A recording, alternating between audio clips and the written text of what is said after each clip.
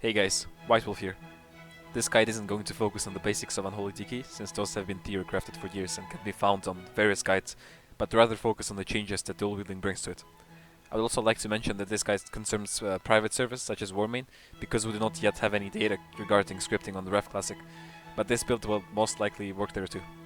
I will probably release an updated guide when Ref Classic gets released. If you're interested in a more in-depth view of Unholy TK, feel free to check out Demo's guide, which is very well written, as well as King of Anything guide from Melody's Jerks, which is slightly outdated by now, but still covers the basics. I'll make sure to link both of them below. I have been experimenting with this build since early Naxx Frostmourne Season 2 and many changes were made, but this is what my current version looks like. If anything new gets discovered, I'll make sure to leave an update for you guys. If you got any questions regarding anything I've said in this video, make sure you leave a comment and I'll try to answer them. Before starting, I'd like to thank multiple people who have helped me with this guide, such as Gnimo, Synchro, Hamu, Mixeta, Vezax, Deathmain, Beanlord, and everyone else who was involved in testing the build and helping me out. So let's begin with the guide. So first of all, why should you play dual wield Unholy TK? Well, one of the first things that comes to my mind is fun. If you've ever played Unholy TK, you know that the gameplay basically consists of you keeping your diseases and desolation up and spending your runes on Scorchwreck, and Bloodstrike followed by dumping your runic power on Death Quills. I personally found it quite easy and boring and slow perhaps, so wanted to see what would happen if we tried dual wielding. With this build, everything just faster, kind of makes you feel like a mix of TK and Enhancement Shaman, which is quite refreshing. Yeah, but fun isn't enough, is it? Well, of course not. So from my experience and calculations, dual wield Unholy is like around 7 to 10% superior to 200 Unholy DK before T10 and around 3 to 5% in T10, even with a 2-sec set bonus heavily favoring the usage of a 200 weapon. You might be thinking, what makes it that good? It's actually pretty simple. The only thing that would benefit from using a slower weapon in the Unholy tree is Scorchwreck pretty much, which constitutes a very small proportion of our total damage anyways. As you will see later on, the loss of Scorchwreck and Bloodstrike damage from dual wielding is partially compensated by some rotation modifications, which leads us to the part that makes the real difference. Melee damage plus the easy implementation of Ghoul Frenzy, which can be used with a 2-handed but at the cost of Scorchwreck damage. With a dual wield rotation, we easily get to implement Ghoul Frenzy rotation without losing basically anything, which provides us with a 20 to 25% pet damage increase. The only thing that's left is melee damage. Dual wielding provides around 35 to 40% more white auto attack damage than 200 would at the same item level, which is absolutely nuts if you ask me. White auto attack damage being our biggest source of damage, there is a huge increase. You also must remember that there are other talents that scale directly off melee damage, like Necrosis that scales proportionally, so we get around 40% more Necrosis damage than 200 would, and as well as Blood Cake Plate, which benefits by a decent amount as well. In fact, just to give you an idea of how stupid the melee damage difference is, if we simulate dual wield compared to 2-handed using the same rotation, so Scorchwreck Pride without Ghoul Frenzy or anything else, they both sim around the same, which with dual wielding even coming on top by a few percent sometimes. The difference is pretty important in Ulduar, for example, even considering all the wrong rotation and the item level difference between Ulduar and Crest of Insanity. Dual wielding should also be our highest DPS spec all the way until Shadowmourne, which basically outscales it with the absurd amount of strength and weapon damage it provides, it being a legendary weapon and T10 heavily favoring the usage of a 200. Keep in mind that with this build is probably the closest you will get to Shadowmourne levels of damage without actually having one, which is really important on progressive servers like Frostmourne, where you won't be able to get Shadowmourne at all considering the reduced lifespan on the server and probably lower shard drop rates, but that's besides the point. Shadowmourne should be pulling ahead by like 5 to 7% on short fights, which is pretty impressive if you ask me. This makes dual wielding your best spec when it comes to progressive servers like Frostmourne, where Shadowmourne isn't an option, and probably for Classic as well until you could get your hands on it. So as I said, it provides higher single target DPS, but that's not it. Because your single target rotation includes D&D, you're also always passively cleaving. And because we use D&D glyph, we're passively cleaving for more than Unholy 200 Unholy ever could. So we're doing superior single target damage while also passively cleaving for more than 200 Unholy at the same time. So every time your raid should require AoE, you could bring it efficiently without compromising on your single target damage. I know 200 Unholy doesn't lose much, but it's still significantly less single target than this build. So overall, we gain single target damage while also passively clearing more than 200 Unholy could. It is more challenging overall, which some of you might appreciate, being tired of the simplistic vanilla rotation, but it is more rewarding, satisfying, fun at the same time.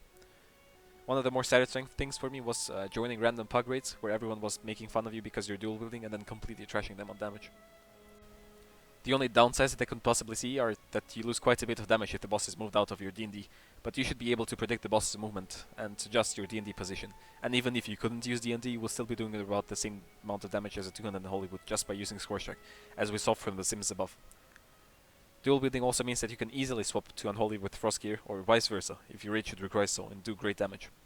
In short, dual wielding is your way to go spec all the way until Shadowmourne, unless you purposefully want to do less damage. From now on, the vanilla two-handed spec should be only used with Shadowmourne, because it simply loses to dual wielding at any point before that. So I'm just going to call that the two-handed Unholy spec Shadowmourne spec from now on, because that just makes sense. So now that we've talked about the why part, let's get to the how part. Let's begin with the stats you should be going for as a dual wielding Unholy. The priority remains basically the same as your regular Unholy, with a few changes to the stat weights. I'm not going to give you exact stat weights for each stat because that simply makes no sense, as the stat weights are constantly evolving with each piece of gear you get. Some guides give you static stat weights for a spec, which is completely absurd and inaccurate, because in T10 your stat weights would be completely different from what they were in T7, for example, armor pen gaining more value as you get more of it from gear. So this is going to be your general stat priority for dual wielding Unholy DK. I did not include expertise in the priority because it's kind of particular and we'll talk about it later. So let's go over each stat now. The first thing you should get is your spell hit cap, which is a 289 hit rating, which makes sure you do not miss stuff like D&D or other spells like Icy Touch or Death Coil. You should be able to cap it easily as dual wielding Unholy with a few orange gems most of the time. I recommend using Ashed Ametrines or Ashed Monarch Topuses for achieving your hit cap while also matching socket bonuses. However, if you're missing a lot of hit that would require swapping all of your gems to achieve the cap, let's say you're below 200, it's probably not worth going for the spell hit cap and just wait for a piece that helps you cap it easily. Nerves of Cold Steel are going to help with your special ability hit cap as well, but overall don't play below 289 hit unless your gear is really scuffed. Your hit will have slightly higher value than your strength, between 200 and 289, but not to the point that it's worth regemming, as you would have to regem once again when you have more of it from gear. The second most valuable stat after your spell hit cap is obviously strength, as it would be for a two-handed Unholy. It gains even more value on dual wielding because of how D&D works, and gold scaling even more from it because of Ghoul Frenzy. This is what you should be gemming in the red sockets when you're hit capped. Do I really need to say more? It's strength and you're in the Holy DK, for Christ's sake. Just get as much as you can. Your third most valuable stat is haste, and because we're of dual wielding, its value is a lot higher than on two-handed because of the absurd amount of melee damage we get. On single target, its value is slightly lower than the value of strength, which makes gear with that is haste quite nuts for us. All your yellow sockets with strength bonuses should be gemmed with strength haste orange gems, so Fierce Ametrines or Fierce Monarch Topuses. Because of how close the value of strength and haste is, activating 4 strength socket bonuses is a significant DPS gain. Do not put strength gems in yellow sockets with strength bonuses, you're going to be losing out. Haste has a lot more value on dual wielding than it does on two-handed, and Pit scales with it as well because of Ghoul Frenzy. Haste also reduces your spell global cooldown, which helps with its rotation quite a bit, but I'm not going to go into detail about that. After haste, there are 3 stats whose value is going to depend on your gear progression. Early on, past spell hit cap is going to be a bit better than both armor pen and crit. Because of dual wielding, melee hit cap is 27%, so 885 hit rating, which you're never going to reach basically. Which means that with 289 hit, we're nowhere close to that. This means that hit past the hit cap is still quite valuable, considering that melee is our first damage source. It's doing basically the same thing as haste, but without having an impact on our pet. On single target, hit past spell hit cap is going to be slightly more valuable than armor pen, which means that you should prefer hit haste pieces over pieces with armor pen, for example. One thing we're mentioning is that hit post cap is going to lose value the more of it you get, as it has the most value between 289 and 400. After that, crit and armor pen would be better, but I don't really see you pushing about 400 hit unless you're poorly itemized. Next on the list we have crit and armor pen. Their value is once again going to depend on the tier. In earlier tiers, especially in T9 because of the T9 4-stat bonus, crit is going to have higher value than armor pen. You're obviously not going to be gemming crits, but you should prefer items with crit over armor pen in these cases. In T10, armor pen gains a bit of value because of the armor pen, because of the amount we get from gear passively, and it becomes basically the same value as crit. Overall, you should prefer crit because your AoE also benefits from it. But altogether, armor pen isn't that good of a stat by itself for a dual wielding Unholy DK, because even though melee damage is by far our highest damage source, and is a much bigger portion of our damage than it is on two-handed Unholy, we lose a lot of strike damage, which makes our physical damage proportion significantly lower than on two-handed.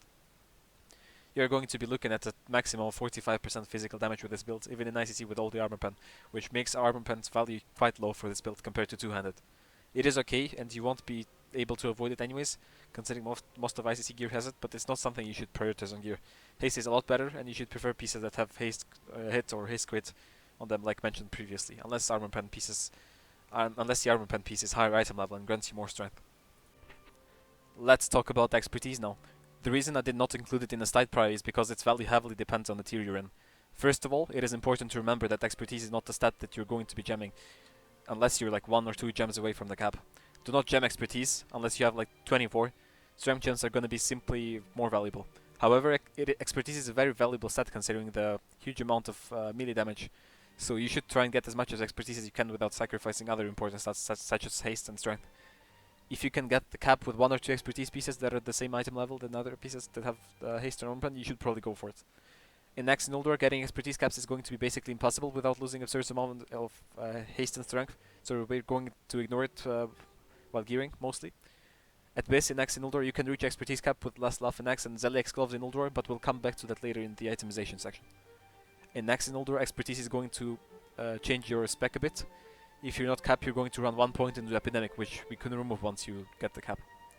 From ToC and on, getting expertise cap is extremely easy with the expertise gear being so easily available, and you should absolutely go for it.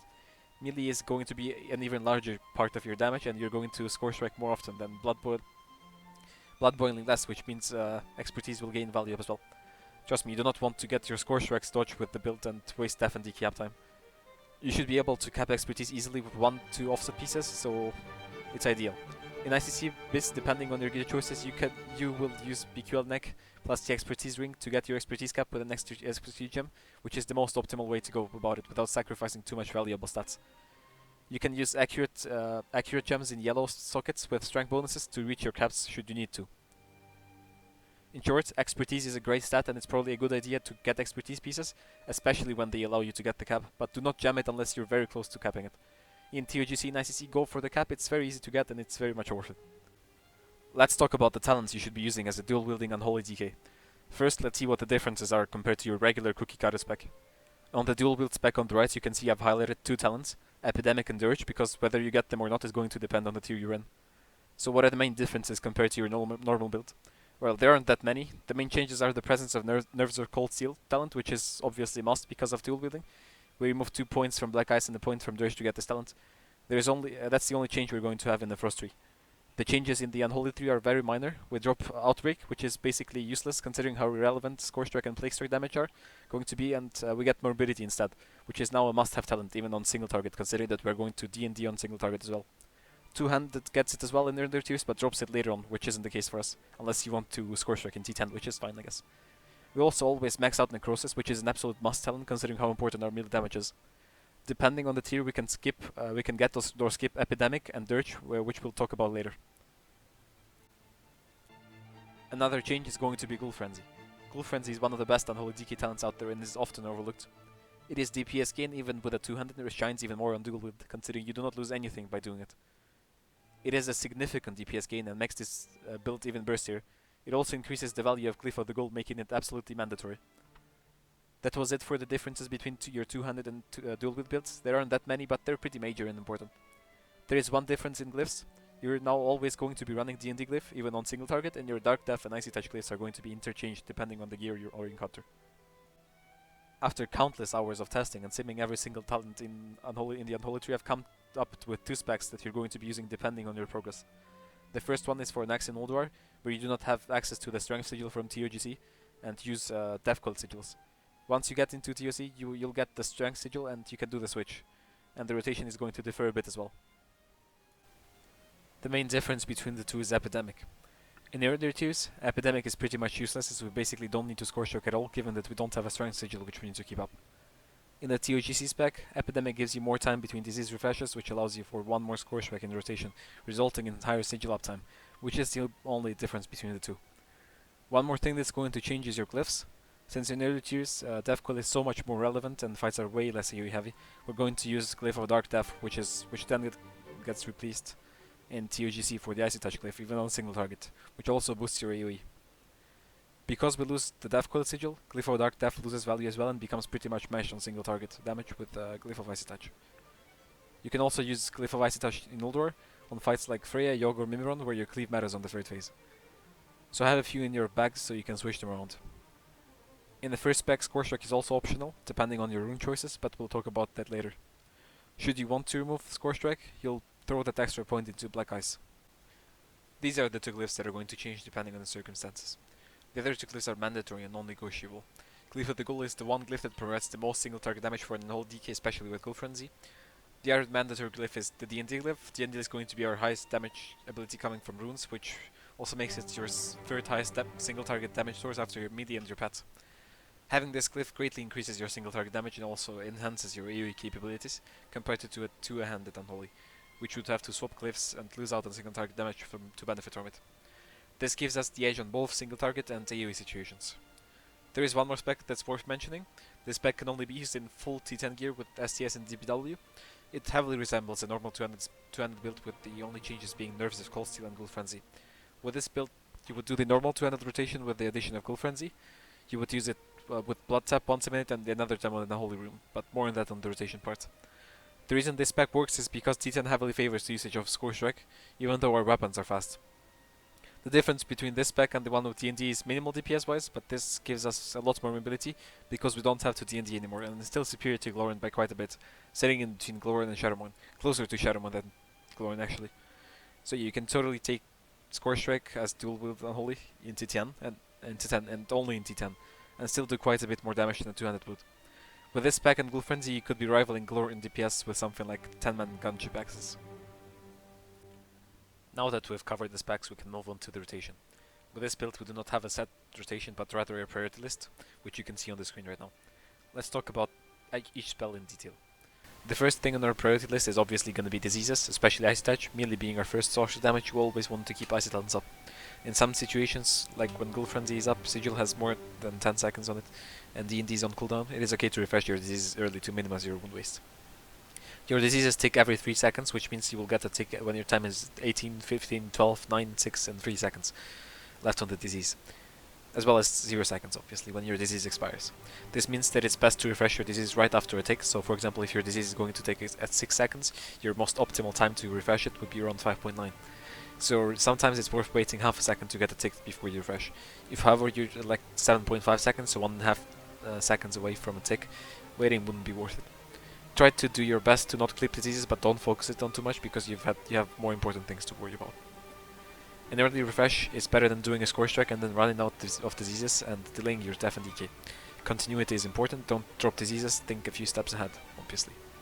Make sure neither of your diseases drops from the target, so you don't lose Icy Talons from Icy Touch and Rage of the Rearender, which increases spell and ability damage from Blood Plague. Sometimes it is okay to wait half a second for a disease to expire, so it does its last tick before you can refresh, but don't let it drop for a long time, and try to refresh them as soon as they drop, if you're going to let them drop. Do not DPS when your diseases are not up, it should be obvious. Desolation is our second most important thing to keep up after diseases, as it grants us 5% damage. Technically a bit less than that because Pet doesn't scale with Desolation, but anyways. Which makes keeping it up extremely important. Try to always keep Desolation buff up, as it is going to give you more damage than any other ability below, with one exception. Let's say your Desolation is about to drop, but you have D&D off cooldown and your trinkets will be up for like 2 more seconds. In this case, it is better to use D&D and snapshot the attack power from trinkets, as that is going to give you a bit more damage, considering that D&D will benefit from the Desolation buff if you apply it after casting D&D, but will not benefit from the attack power. Other than that, there isn't much to it, just keep it up all the time and you'll be fine. Don't really overthink it. So next on the list we have Death and Decay. Yes, as I mentioned previously, we use D&D even on single target. Why, you might ask? Well, even with Shadowmoon, and D&D is going to do on average more damage than a non-crit Score Strike and Blood Strike, and slightly lose to a crit from both. So basically on average out about the same on single target. In our case, with a faster weapon, strike damage is diminished, which makes D&D usage absolutely mandatory. With D&D Glyph, it's going to give us some insane numbers and is going to be our highest damage source from ability from runes. The way this spell works is quite simple to understand. It snapshots attack power, which makes you want to have as much attack power as you can when casting it to snapshot. This makes trinkets like Death's Choice, STS and even Greatness extremely powerful because they have a 45-second cooldown, which means that your every third D&D is going to benefit from a trinket buff if you do it correctly, that is.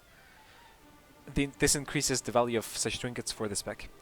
Other things like magic damage increase on target, Desolation, Rage of the Rearender get updated in real time, even after D&D was cast. If you know your trinkets are going to be coming in a second or a bit more, it's probably worth waiting for them. You can do a death coil while you wait. If it's any more than that, don't worry about it. You will have your D&D, your next D&D with trinkets, as they should be still up when you get D&D back. Maximizing D&D uptime is one of the most important things when it comes that can impact your DPS. With the ICC talent tree, you're going to average around 50 to 55% D&D uptime on single target fights. This uptime is going to be a bit higher with the next build because we drop Epidemic, getting closer to 60-62% uptime on D&D with a well executed rotation. If you know your D&D is coming off cooldown like in 2 seconds and you got your runes up, wait, utilize your rune grace period.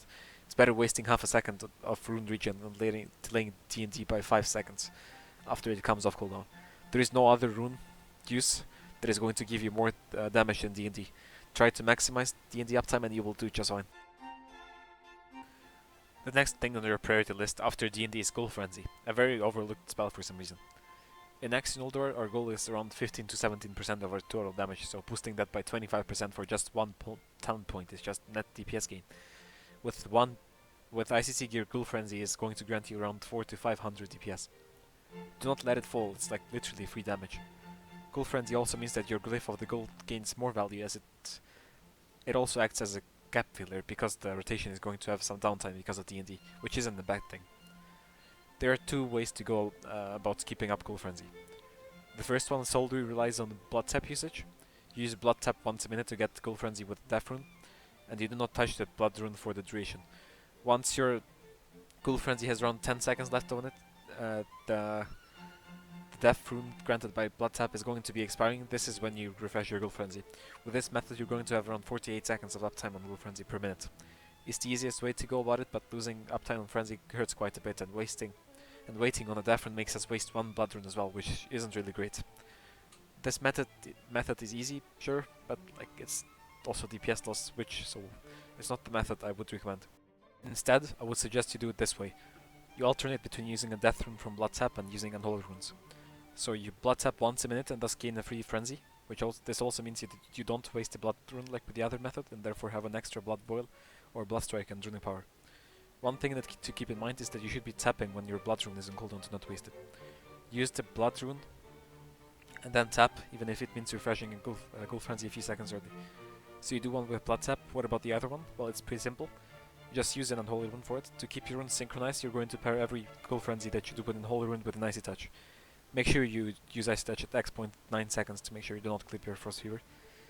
With this method your diseases are going to be out of sync, but it's not a big deal because when time comes to refresh Blood Plague with Plague Strike, you would just follow it up with an Icy Touch and your disease would be back in sync.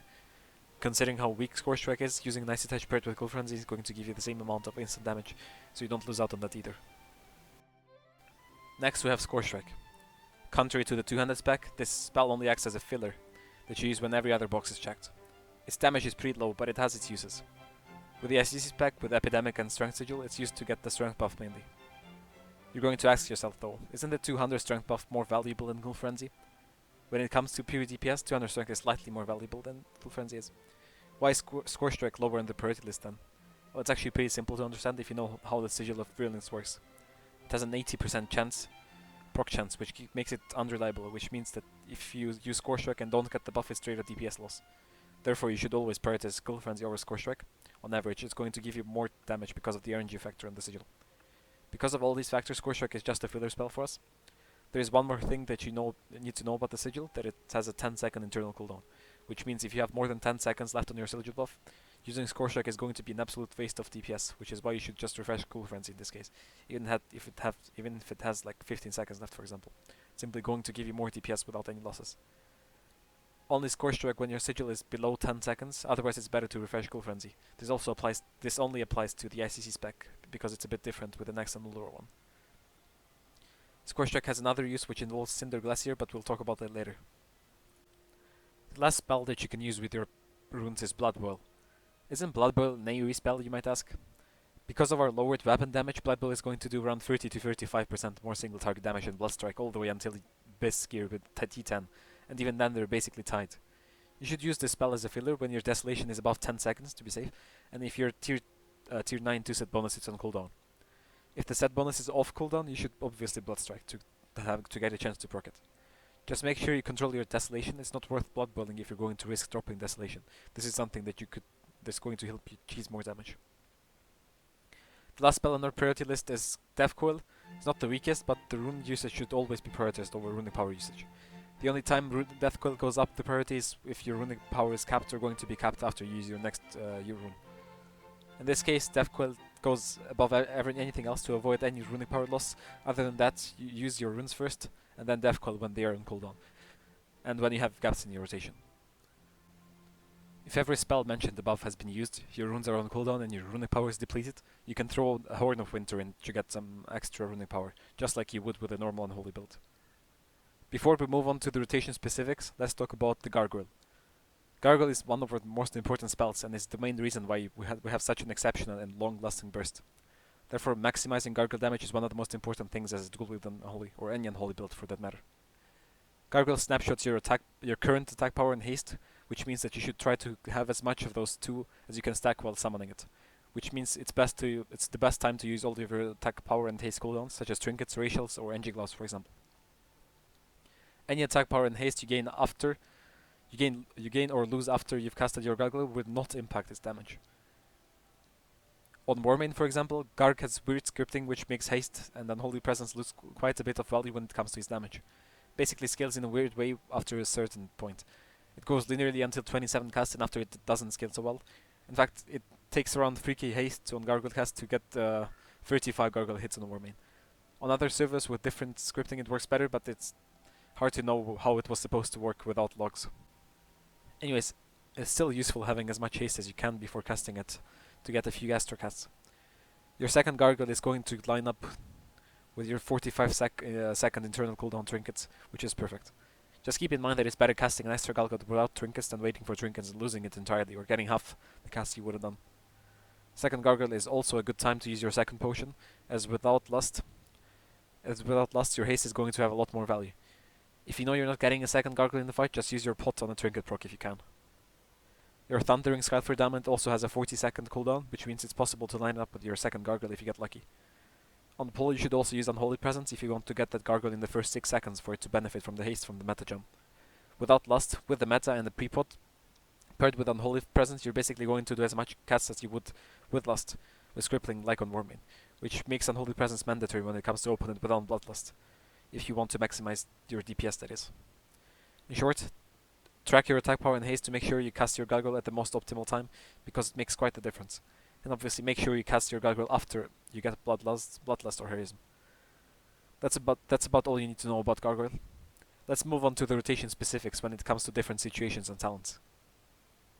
Let's begin with the rotation you're going to use if you're in ICC or TOGC and are using the Sigil of Virulence, and the build with Epidemic we've talked about previously.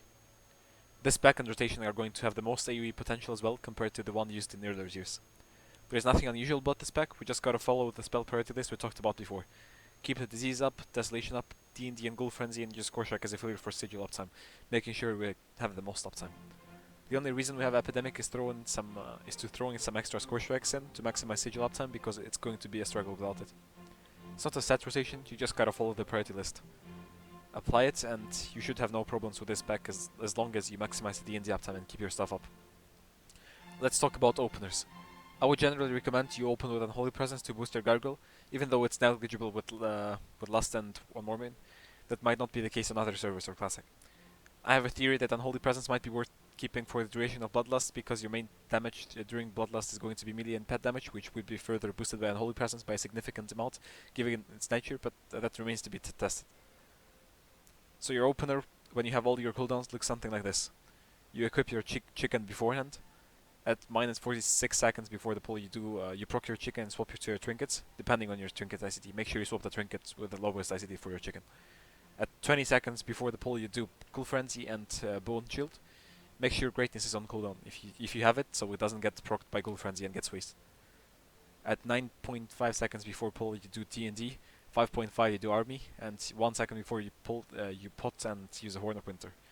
Your runes should all be on cooldown when you enter combat for Rune Grace, which also allows you to get the chance to proc trinkets before you can apply your disease, which is nice. You can also use MCP for your army should you want to. It's gonna be a decent boost to your army damage, just make sure you swap back to your normal weapons before you engage the boss. This only works if you don't have a Black Magic opener.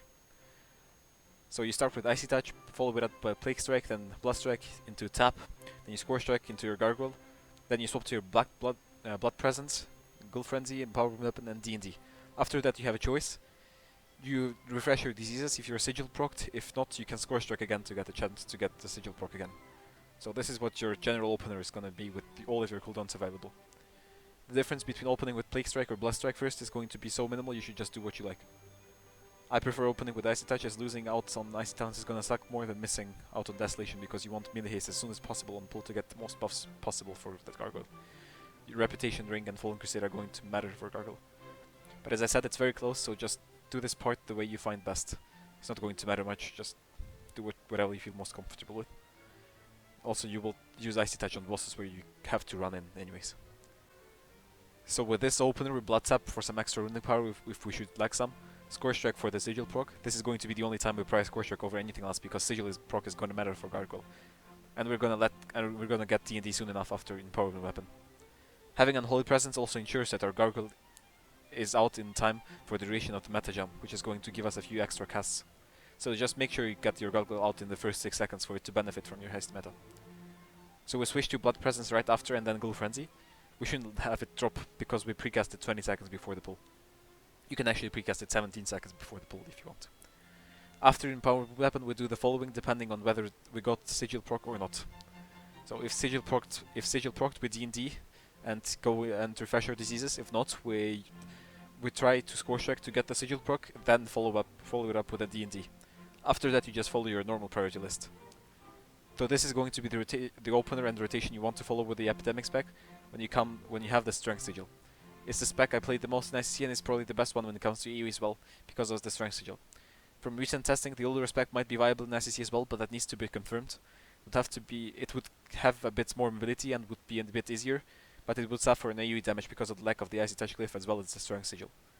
With this rotation, if executed well, you should be looking at around 50 to 55% D&D uptime, as well as around 80 to 85% Sigil uptime. Your Ghoul Frenzy should never drop. The runes you should be using with this build are going to be double Fallen Crusaders, because that's going to provide you with the most value you can get at that point. Fallen Crusaders don't stack, but having one on your offhand is going to grant you around an extra 20% uptime on average, which is great considering how powerful the buff is. Cinderglacier is simply not worth it in ICC because it's way too RNG and using it is not optimal when you have the Strength Sigil. Just going to make your rotation a living nightmare, even more so than it is already, so just forget about it. One thing you can do on your opener is having an offhand with Black Magic. Black Magic procs on cooldown basically, because it procs from any non-physical damage. This means that even our auto attacks proc it, given that they give necrosis, which is non-physical. What you can do is equip a Black Magic offhand 35 seconds before the pull, since it has a 35-second internal cooldown, so it can proc on pull for you. The extra 250 haste will get snapshotted by your Gargoyle and give you some extra damage, as well as increase the chance of your trinkets and other buffs to proc because of the haste. Depending on the Gargoyle scripting on your server or retail, this might be pretty huge. It might also be good to choose a weapon that gives you some extra haste on it if possible, for this weapon swap. You will swap your weapons after your D&D and spend all of your runes after Empowered Weapon, as you would have some free GCDs there. Otherwise, you can swap it on the same GCD as you cast your Gargoyle, because that would minimize the GCD loss. Let's cover the Naxx and the Ulduar rotation now, because it differs a bit from the TOGC and the ICC ones, since the talents, the glyphs, and the sigil are different. Because we don't have a strength sigil which we need to worry about, we can drop Epidemic to increase D&D uptime as well as Death Coil damage, which gets boosted by the sigils as well. So how is dropping Epidemic going to increase Death Coil damage, you might ask? Because diseases last shorter, it means you're going to Icy Touch and Plague Strike more often, which means more runic power on average. We can also afford to get Dirge, which is a decent runic power gain as well. We don't really have a choice in this case because it is required to go up the talent tree. All this combined with the Death Coil sigils and the glyph is going to give us an insane amount of Death Coil damage to work with, which is great. One thing worth mentioning is that you can get 1 out of 2 Epidemic in case you're not expertise capped at Naxx or Ulduar. Chances are you aren't, unless you're Naxx base, for example. You would keep the exact same rotation, which would mean that you would clip your diseases earlier, but the extra duration on diseases would ensure that you won't drop them in case of lower expertise, which might lead to a few dodges, which would further delay your rotation. So if your expertise is low, drop a point from Dirge into Epidemic to make sure your diseases don't drop. Nothing else changes rotation-wise. Not having 2 out of 2 Epidemic also means that the rotation is basically sealed now. It's going to follow the exact same cycle, so you don't have to rely on your spell prior anymore, because now it's an actual rotation, which is technically an application of our spell priority list, but anyways. So in Naxx Rammus in Ulduar, your rotation is going to look something like this. It will basically be in blocks of 3 runes which you want to synchronize. Always use runes in 3, so Frost, Unholy and Blood runes together, so DNB can be used with as little delay as possible. It's basically a sequence of 3 blocks of 3 runes which you just repeat all the time, which makes it extremely simple. You would obviously use your runic power when you have 3 GCDs. With this, your downtime is going to be pretty low because we gain quite a bit of runic power compared to the build with maxed out Epidemic, giving the more frequent disease refresh and dirge. With this, and the Death Coil Sigil and Glyphs, your Death Coil should be right behind D&D on damage, sometimes even higher, and you should be getting around 60 to 62% D&D uptime, which is the highest we can get. Try not to deviate from the sequence and you're gonna do great numbers. The most you should have to wait for D&D to come off cooldown is around 2 to 3 seconds, which is fine because you should be able to utilize your rune grace period, so while you wait you can always dump your runic power. The only reason we keep Scorch Strike with this build is to make sure we don't clip our diseases too much, and to make sure we have enough free GCDs to use all of our runic power. Without it we get too much runic power basically, especially in the rate when you have Rapture and Revitalize. If you play perfectly, no Scorch Strike should be better in a case you don't have Cinder and don't clip your diseases too much. I recommend keeping Scorch Strike in case you choose to play with Cinderglacier to avoid refreshing your diseases when they have the Cinder buff on them and losing it.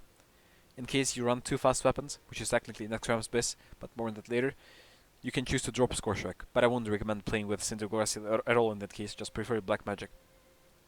Should you drop Scorch Strike, throw the extra point into Black Ice, putting you at 4 out of 5. And you would just replace it with an Icy Touch and Plague Strike in the rotation I've shown you, which is now going to look like this. The opener with this build is going to be slightly different because we no longer need to proc our Sigil before popping our Gargoyle. So while Gargoyle is going to be a bit weaker, I mean not really, it's not like we have the Sigil in early tiers, we aren't going to be as RNG depending on our opener as we would be with our with the Strength Sigil, which isn't a guaranteed proc. The pre-pull remains the same, so I'm not going to talk about it again. Just make sure your greatness is on cooldown if you want to pop Ghoul Frenzy before pull, otherwise it will proc and make you lose damage. The opener is going to look like this. You're going to start with an Icy Touch, follow it up with a Plague Strike, a Blood Strike, into Tap and to Gargoyle, which you will follow up with a D&D, and then Ghoul Frenzy and you in Power Rune Weapon, into Blood Presence and Scorch Strike, if you have it of course. If you not, you refresh your diseases twice. So then you Blood Boil and refresh your diseases and Death Coils. You can use Death Coils before if you're capped on Runic Power, depending on Revitalize procs or like RNG, I don't know. The only thing to keep in mind with this is not to delay D&D. You will usually get your runes up 1 or 2 seconds before your D&D comes off cooldown if you follow the rotation correctly, which means that you can wait for D&D to come off cooldown without losing runes using Rune Grace period.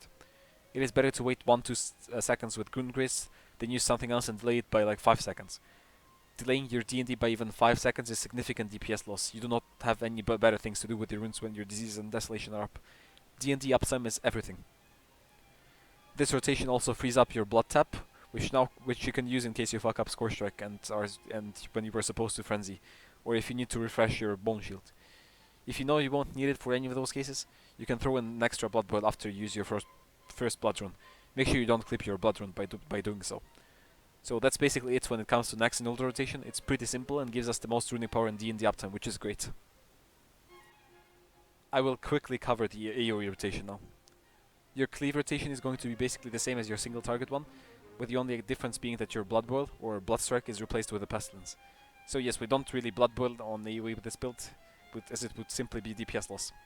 On 2 targets, always make sure you Pestilence, because the gains from Wandering Plague on single target heavily overrate the loss of Blood Boil. Blood Boil is now a strictly single target spell. The only time you can afford to Blood Boil and Cleave is when you have a Blood Tap or if you do an ICC. So with maxed out Epidemic, and manage to rotate between Pestilence, Blood Strike and Blood Boil and not letting your disease or desolation drop, which is quite hard. So I wouldn't recommend it. In ICC you can also prioritize keeping up the strength buff from Sigil over Ghoul Frenzy on AoE situations. This is the only time you would Scorch Strike over Ghoul Frenzy. But isn't losing Blood Boil a DPS loss on Cleave? Well, not at all. Your main damage on Cleave is Death and Decay as well as your diseases, so throw in an extra Blood Boil in and thus delaying D&D is a DPS loss, because that would mean delaying your D&D by 4 to 5 seconds, which is a far greater loss than Blood Boil, because a Blood Boil is worth roughly 1 to 2 D&D ticks, while you would lose 4 to 5 D&D ticks from delaying D&D. On Cleave, do not ever drop Desolation up for Blood Boil, it's simply not worth it. So this is what you would do in a Cleave situation, where single target is your main focus. If we're talking about a trash pack, you should always begin with your diseases, followed up with a pestilence to spread the Ebon Plaguebringer as soon as possible, as that is your main job as an Unholy in the raid, followed by a D&D. If you know the trash pack will die before you can use your second D&D, you can throw a Blood Boil in instead of going for Desolation, as Desolation wouldn't have enough uptime for you to fully benefit from it. This is the only situation where you prio Blood Boil over Desolation. On an actual long AoE and Cleave situations, Blood Boil is not going to be worth it as I've said before, unless it's paired with a Blood Tap. I am quickly going to cover Cinderglacier here. I will not go too in depth because it's simply not worth it most of the time because of how RNG it is. First of all, I should mention that you can only use Cinderglacier with a Naxx and Ulduar build. Beyond that, it's basically going to be impossible to execute it properly without any DPS loss, because it's virtually impossible to implement it when you have to score strike for the sigil. It's going to be too painful and most of the time will result in DPS loss. So what does Cinder do exactly? Well, the tooltip says it's going to increase your next 2 Frost and Shadow spells by 20%. But that's not it. That's not all about it exactly. Cinder has 2 charges, Unholy has 3 abilities in its toolkit that consume Cinder charges, which are Icy Touch, Death Coil and Blood Boil. Their damage is obviously increased by 20% while doing so. There are other abilities that benefit from Cinderglacier without consuming charges, which are D&D and the diseases. Also the shadow portion of score strike damage, but that's basically irrelevant. Icy Touch will consume a charge and will have its initial damage increased, and Frost Fever will also benefit from the buff, which will be snapshotted for the duration of the disease. Plague Strike will not consume a charge and will not have its initial damage increased by Cinder, but Blood Plague will snapshot it the same way Frost Fever does without consuming a charge. It's worth noting that the Cinder buff can be rolled with Glyph of Disease just like Tricks of the Trade. Not that you should ever consider running Glyph of Disease with this build, or any Unholy build for that matter. Another ability that benefits from Cinder is D&D. D&D will not snapshot Cinder, but will basically benefit from it as long as you have the buff on you. It will basically update on every tick, so not instantly using up Cinder when your D&D is up is decent DPS gain. As I said previously, you should only consider running Cinderglacier with the Naxx and Ulduar build, as it will be virtually impossible to play around it with the ICC rotation. I will also recommend you keep Score Strike should you decide to do so. So how does your rotation change in the case you get a Cinder proc mid-fight? You want to make as much use of that Cinder proc as you can, so you should start with the spells that don't consume Cinder charges and benefit from this Cinder buff when it's on you. If you get a Cinder proc while your D&D is active, it will benefit from it as I mentioned before, so you want to make sure to extend that by consuming the charges as late as you can. This does not mean you should delay rune or runing power usage, but that you should use the abilities that do not consume charges first.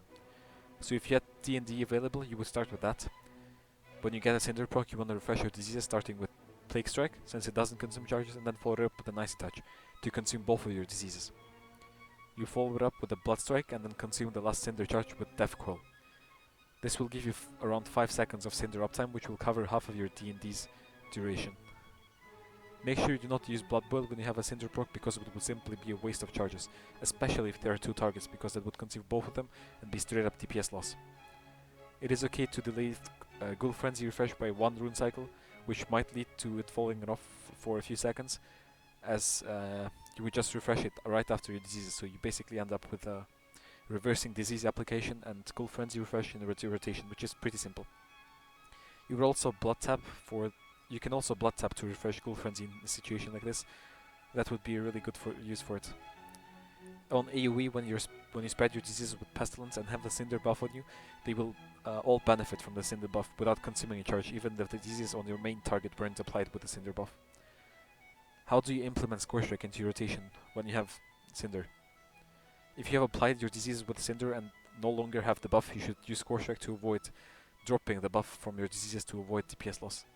If in the contrary, you're at the point when you're supposed to use Score Strike in your rotation, but you get a Cinder proc, you should refresh your diseases with the proc instead of using Score Strike to benefit from it. That's basically it for Cinder. It complicates your rotation a bit, but can be decent if your RNG is good, and will most likely result in DPS loss most of the time because of how unreliable it is. Now that we've covered the talents, stats and the rotation, let's move on to the gear you should be using each tier. Before we go into the actual gear, let's talk about the runes and the weapon enchants you should be using each tier. Let's talk about weapon enchants in general. Your best weapon enchant is obviously going to be Fallen Crusader, as it provides the biggest benefit regardless of the tier. Strength is just too good, meaning this will be the one you run on the main hand all the time. Fallen Crusader is PPM based enchant and has 2 PPM. So since your main hand will always have Fallen Crusader on it, the only thing that's going to change is your offhand enchant. You will have a choice between 3 enchants, a second Fallen Crusader, Cinderglacier, and Black Magic. Everything else is not viable and not worth talking about. A second Fallen Crusader will not stack like Berserking for example, but will give you a decent amount of extra uptime, around 20% more on average. Cinderglacier has 1.5 ppm, which is even lower than the Fallen Crusader, so putting it in offhand would not give you a lot of uptime, so do not expect a lot of procs. Last but not least we have Black Magic, which is not ppm based but cooldown based. It has a 35-second internal cooldown and a 10-second duration, which is a theoretical 28% uptime, which is basically what we get on average, as it procs basically on cooldown. It can proc from any non-physical damage, so stuff like Necrosis can trigger it too, which means that it can proc while you auto-attack the boss, which makes it a great choice for an offhand enchant because anything PPM based on an offhand is going to have an extremely low uptime, given that none of your strikes hit with offhand like they would for a Frost DK for example. So which enchant should you run in each tier? In Naxx in Ulduar, your Fallen Crusader will have relatively low value from offhand because you only get 20% uptime or so to justify putting it on both weapons. So you will have a choice between Cinderglacier and Black Magic. Black Magic is around 70 haste on average and is extremely consistent considering it procs on cooldown, so that's what I would recommend you use in Naxx in Ulduar, if you can afford it of course. Cinder is also a good alternative. You can run it until you get your best weapons for the respective tier, but Black Magic should be better on average because of how consistent it is. And as I mentioned before, once you drop Cinder, you can remove Scorch Strike and put it into Black Ice. So in Naxx in Ulduar, Black Magic would be your best enchant, with Cinder being a cheaper alternative. A free alternative if you will. Once you get Sigil of Brilliance in TOGC, you switch specs and can afford to use double Fallen Crusader, because by that time your Fallen Crusader will have its value increased by quite a bit. You can still run Black Magic for a weapon swap early on to gain extra cast on Gargoyle, like I've told you in the rotation section. I'm not going to cover gear enchants because they would be the same as on two-handed, but the only thing that's going to change when it comes to gemming and enchanting is going to be your meta gem. Thundering Skyflare Diamond becomes our BIS single target meta and is worth taking for most of the expansion.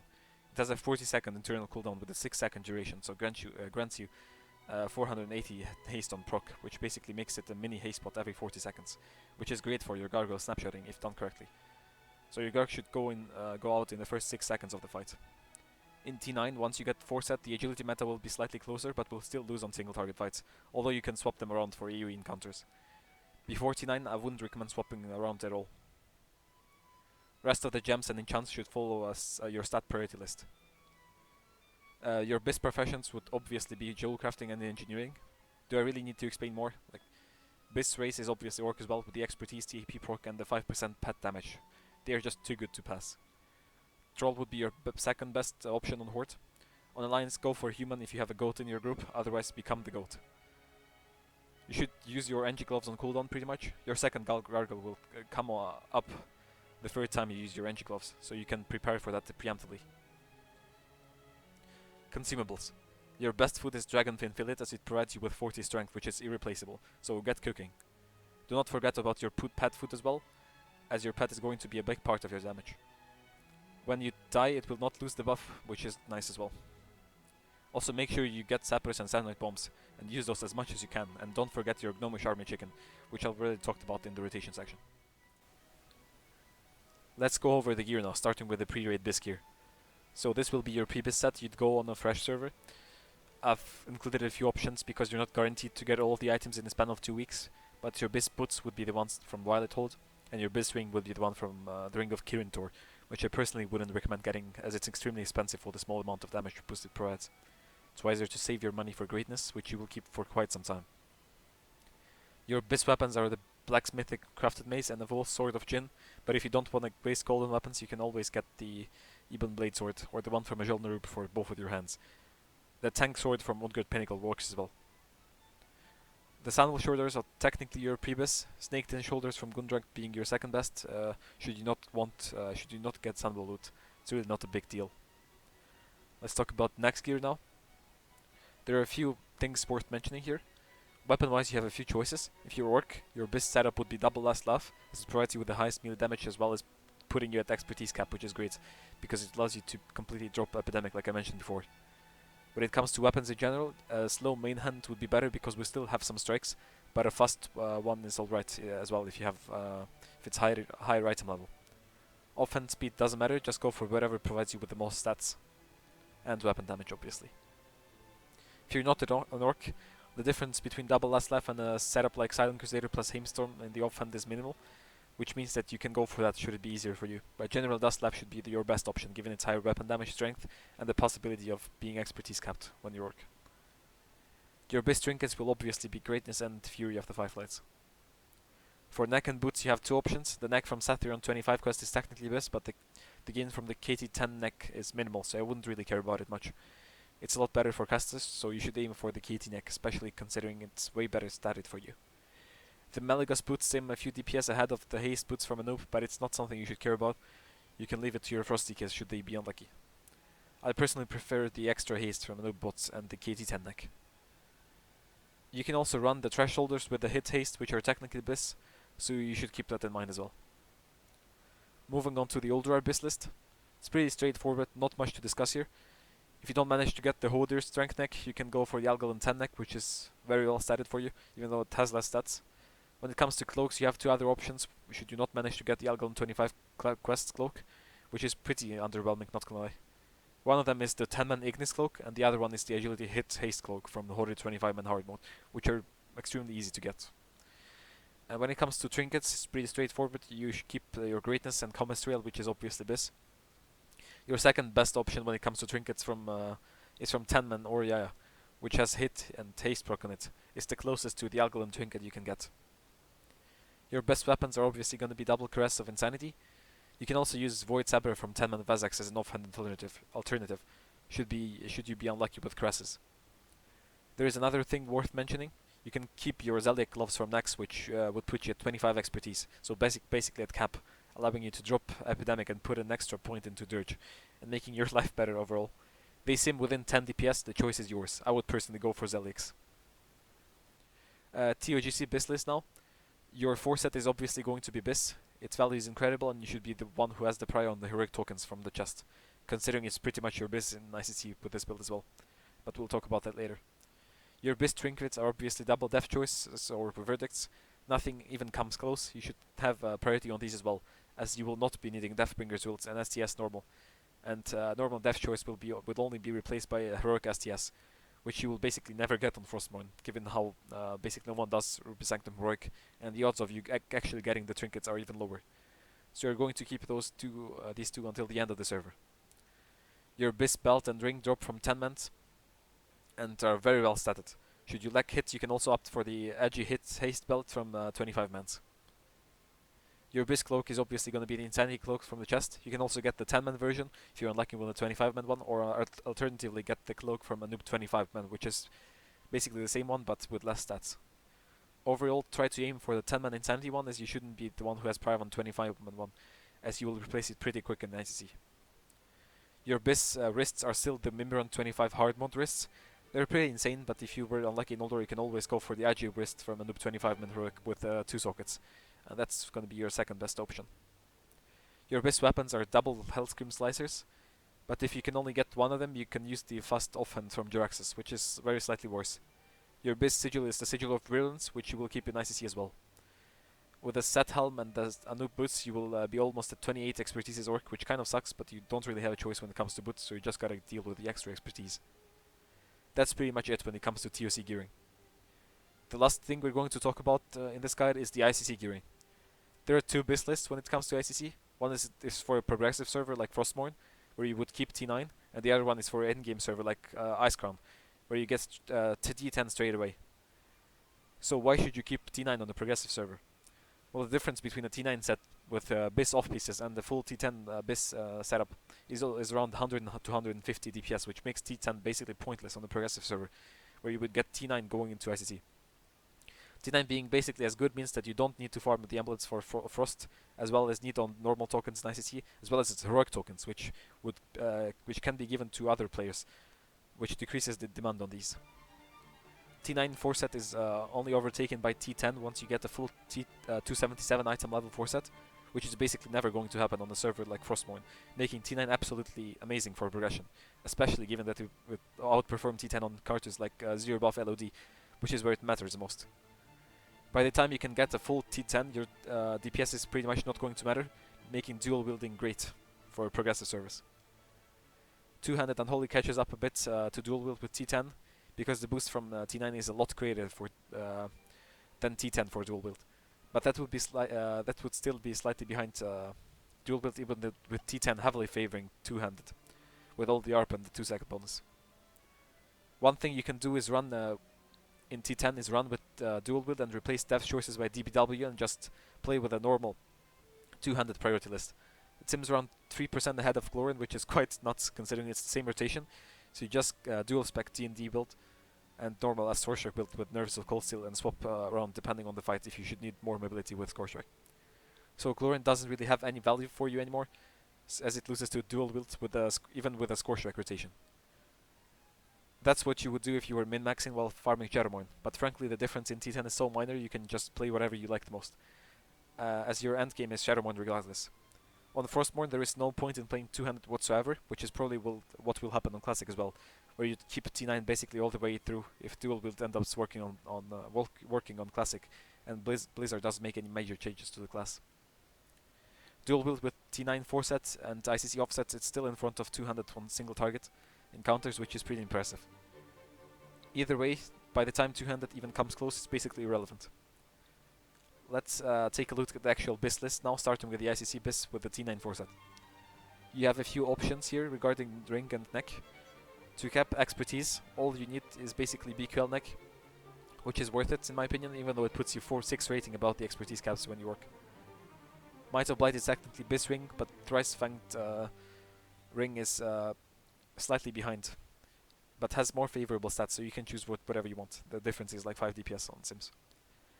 Your BIS weapon setup is obviously going to be double Havoc, but you can also use the Gunship Axe in offhand as well, or even Last Word while you're farming for Havoc. If you're not Orc, of course. In that case, it's going to be quite a bit worse because of the lack of expertise on the offhand. Your BIS sigil remains the same. The trinkets are STS and Death Choice Heroic, or double Death Choice, when you're rating for STS. And finally, the ICC BIS with T10. The only changes are the set pieces and the Gunship Ring, which allows us to be expertise capped. This build is only very slightly behind the T9 one, so you only aim for this if you're going to play an Ice Crown and gearing up for Shadowmourne. Once you get Shadowmourne, the only changes you need to make will be neck, ring and wrists, which makes the transition extremely easy.